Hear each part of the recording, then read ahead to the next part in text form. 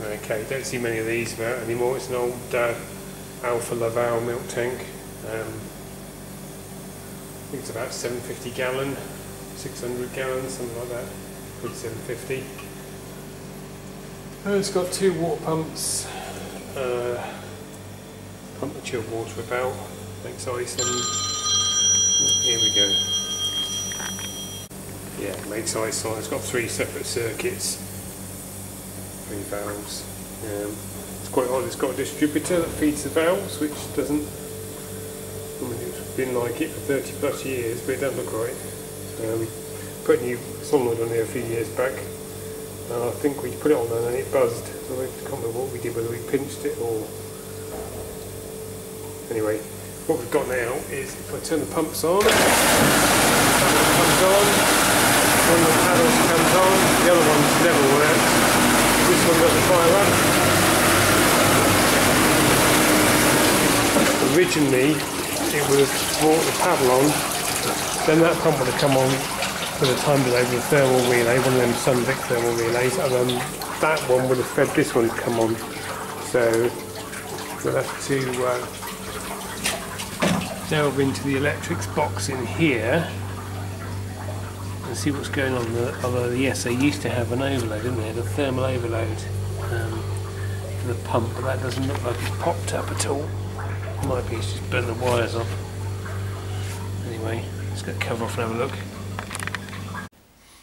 Okay, we've got one of them Sunvic relays.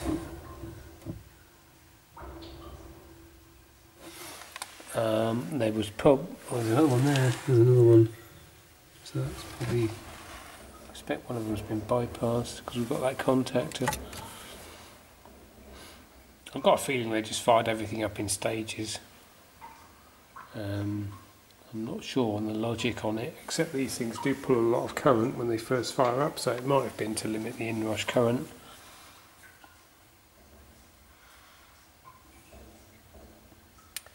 I think we just have to trace the wires back and see where they go. Might even be that contactor's burnt out.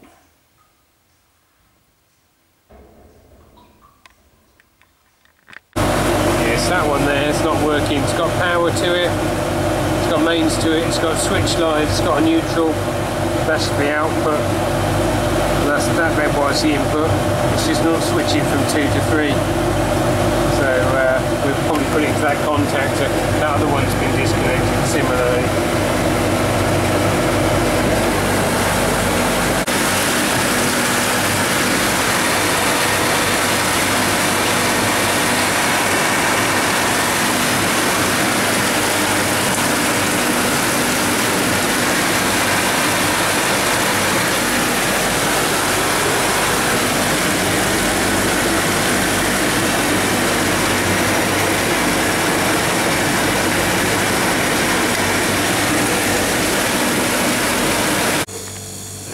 Clean the ice bank sensors in both of these.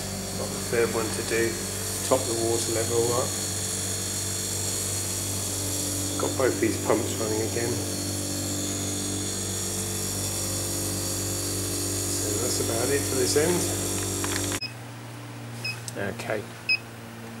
This was all oily, so we've given it a jet wash.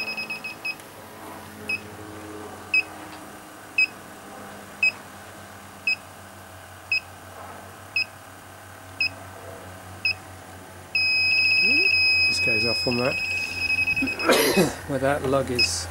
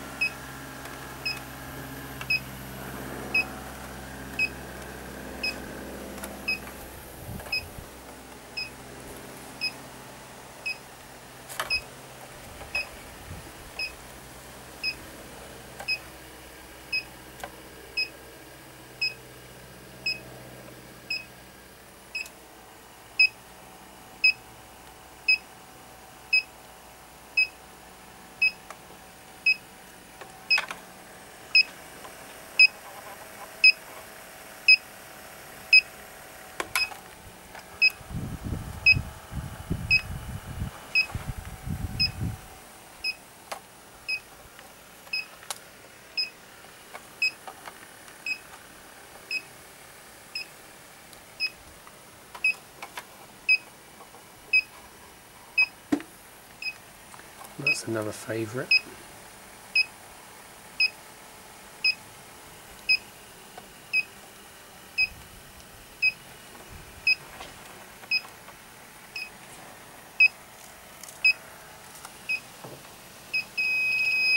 There's definitely something on there.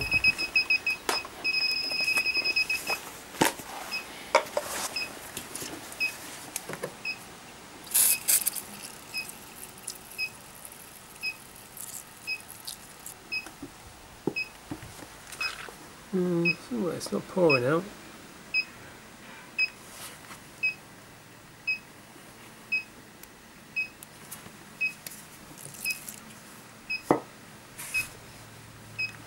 So then watch it for a bit. Okay, that bubble there is just come out. But what you have to be careful of is you've got spray enough stuff on there. If it's running in at the bottom, you can push air out from the top. So sometimes it's not actually a leak, it's just where the spray's got in there and pushed the air out. But that was right where the detector was going off as well, so I'll watch it for a bit longer.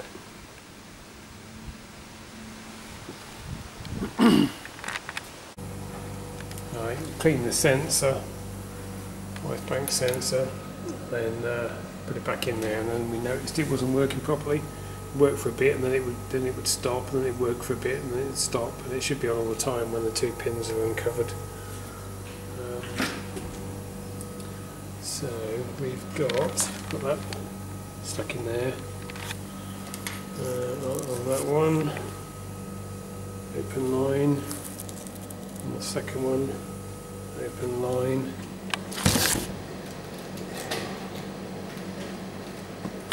And then we've just swapped to the other lead.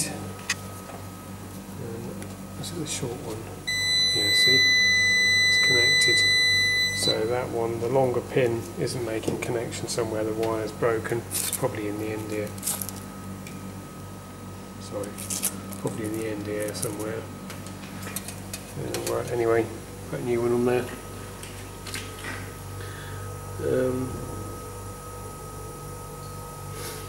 Yep.